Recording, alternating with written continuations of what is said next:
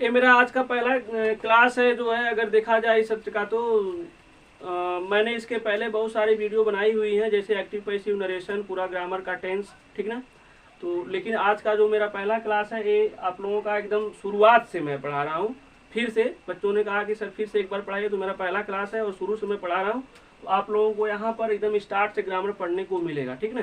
तो जहाँ से व्याकरण की एकदम शुरुआत है वहाँ से मैं पढ़ा रहा हूँ। यहाँ पे मैं आप लोगों को पूरा part of speech, noun pronoun, verb, adverb, preposition, conjunction, introduction, मतलब जो 8 पार्ट ऑफ स्पीच है इसको मैं पढ़ाऊँगा। इसके अलावा फिर से मैं, अगर आप लोग कहेंगे तो एक्टिव पैसिव नरेशन, इसके अलावा जो भी और ग्रामर में बाकी चीज़ें हैं उसको पढ़ाने का प्रयास करूँगा, ठीक ना।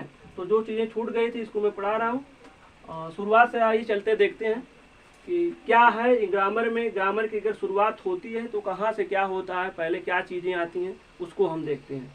पहले देखिए, अगर ग्रामर की कभी भी शुरुआत होती है तो आपको पहले ये पता होना चाहिए कि लेटर क्या होता है।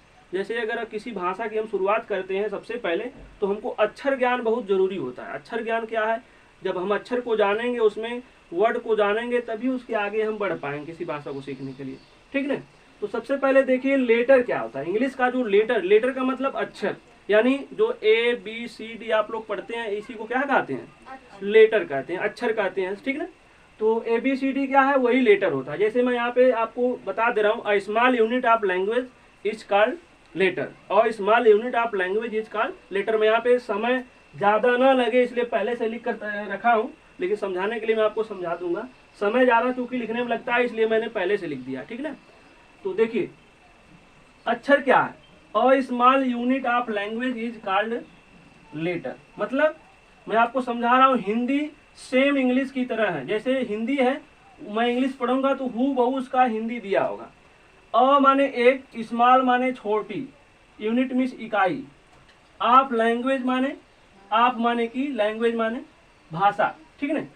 इज कॉल्ड लेटर, यानी एक छोटी इकाई किसकी, भाषा की, भाषा की सबसे छोटी इकाई। इज माने है, कॉल्ड मीन्स कहलाती है, लेटर मीन्स अक्षर। यहाँ पे देखिए भाषा की सबसे छोटी इकाई को क्या कहते हैं, अक्षर कहते हैं। सेम यही है कि नहीं, बोलो, है ना। अ स्मॉल मतलब एक छोटी, यूनिट माने इकाई, है ना, सबसे छोटी इकाई, ठीक है ना, किसकी, लैंग्वेज माने भाषा की, क्या कहते हैं उसको, अक्षर कहते हैं, ठीक ना। कोई दिक्कत? कोई दिक्कत होगी तो बताइएगा, बता दीजिएगा सर गलत है या सही है, भी बता सकते हैं, ठीक ना। जैसे अ या ए बी, है ना, ई डी, ठीक ना, एफ जी, ये सब क्या है, ये सब लेटर है, अलग अलग ये सब लेटर है, ठीक ना। इसको लेटर हम कह सकते हैं। तो यही अक्षर है। जैसे भाषा की जो सबसे शुरुआत है इंग्लिश में, हिंदी की अगर बात करें तो हिंदी में अ आ इ ई है, क ख ग घ है, होता है। इंग्लिश में ए बी सी डी है, ई एफ जी ऐसे जेड तक। आप लोगों को कॉन्सोनेंट, प्रोनाउन, उसको क्या बोलते हैं, कॉन्सोनेंट और वोवेल, ठीक है। कॉन्सोनेंट मीन्स व्यंजन, वोवेल माने स्वर, ये सब पढ़े होंगे। तो उसको जोड़कर ही कोई किसी भाषा की शुरुआत होती है। तो अक्षर का मतलब A B C D E F G H, चाहे उसको क्रम से करो चाहे बीच में, वो सब सारा चीज क्या होता है, अक्षर ही होता है, ठीक है। तो इन सभी जो भाषा की सबसे छोटी इकाई क्या है, वही अक्षर होती है। चलिए आगे चलते हैं। इसमें कोई दिक्कत किसी को? अगर शुरुआत करते हैं, एकदम शुरुआत की जो होता है वही समझो अक्षर होता है, उसको अक्षर कहते हैं। ये समझना बहुत जरूरी है कि लेटर क्या है, वर्ड क्या है और सेंटेंस क्या है। जब हम लेटर को मिलाते हैं तभी वर्ड बनता है, ध्यान रहे। वर्ड से भी, जैसे हम जानते हैं एक लड़का, लड़का, लड़की, बॉय, है ना, गर्ल, एप्पल, ठीक है ना, ग्रेप्स, ये सब क्या है, ये सब एक वर्ड है। जैसे राम जाता है तो राम एक वर्ड हो गया, जाता एक वर्ड हो गया, है एक वर्ड हो गया, ठीक है ना। लेकिन राम में दो वर्ड, दो लेटर हैं, रा और म, ठीक है ना, वो दोनों अलग अलग अक्षर हैं। तो सबसे पहले अगर जोड़ेंगे तो अक्षर ही आता है, अक्षर को जोड़ करके वर्ड बनता है। बात आ रहा समझ में? तो सबसे छोटी इकाई क्या है, अक्षर है, ठीक ना। चलिए ये हो गया आपका। अब देखिए यहाँ पे वर्ड, लेटर के बाद वर्ड का नंबर आता है। वर्ड का मतलब हिंदी में इसको शब्द कहते हैं। अ ग्रुप ऑफ लेटर्स, यहाँ पे लेटर्स यस बढ़ा दीजिए। अ माने एक, ग्रुप माने समूह, एक समूह किसका, लेटर्स अक्षरों का, अक्षरों का एक समूह, अक्षरों का एक समूह। देखिए मेरी उंगली जहां जाती है उसका वही अर्थ होता है, अक्षरों का एक समूह। व्हिच माने जो, व्हिच माने जो, मेक्स माने करता है, बनाता है, निकालता है, सम माने कुछ, सम माने कुछ, सेंस माने भाव, इज कॉल्ड वही कहलाता है क्या, वर्ड। यानी अक्षरों का एक ऐसा समूह, अक्षरों का एक ऐसा समूह जो कुछ क्या निकाले, कुछ भाव निकाले, कुछ सेंस निकाले, उसे हम क्या कहेंगे, शब्द कहेंगे, उसे शब्द कहेंगे। अरे भाई जब अक्षर मिलेंगे, लेकिन अक्षर इस तरह मिलने चाहिए जिसका कुछ भाव निकले, कुछ भाव निकलेगा तब, समझिए बात को। मतलब अक्षरों का, लेटर्स माने अक्षर, अक्षरों का एक ऐसा समूह, ऐसा नहीं कि ऐसे लिख दो YOB, अब बताओ इसका कुछ भाव निकल रहा है, भाव नहीं निकल रहा है। तो एक ऐसा समूह होना चाहिए, एक ऐसा समूह होना चाहिए जिसका कुछ भाव भी निकले, तभी वह शब्द कहलाएगा। अच्छा तो ठीक है, अक्षर ABCD या EBDC ऐसे इधर उधर कर दोगे, लेकिन जब शब्द तभी बनेगा जब इनको एक क्रम से, एक सीक्वेंस में लिखोगे, है ना, उसका कुछ भाव भी निकलना चाहिए, तभी वो क्या कहलाएगा, तब वर्ड कहलाएगा। तो यहाँ पे देखिए, लेटर का एक ऐसा समूह, अक्षरों का एक ऐसा समूह जो मेक माने बनाए या निकाले, सम माने कुछ, सेंस मीन्स भाव, इस कारण उसे क्या कहेंगे, वर्ड कहेंगे, उसे शब्द कहेंगे। ठीक है। अब देखिए यहाँ पे मैं ये लिख रहा हूँ YOB, इसका कोई अर्थ नहीं निकल रहा, लेकिन मैं इसी को पलट दिया, BOY लिख दिया, तो ये हो गया बॉय। बॉय माने होता क्या है, लड़का। ठीक है। फिर मैं अभी देखो APPLE,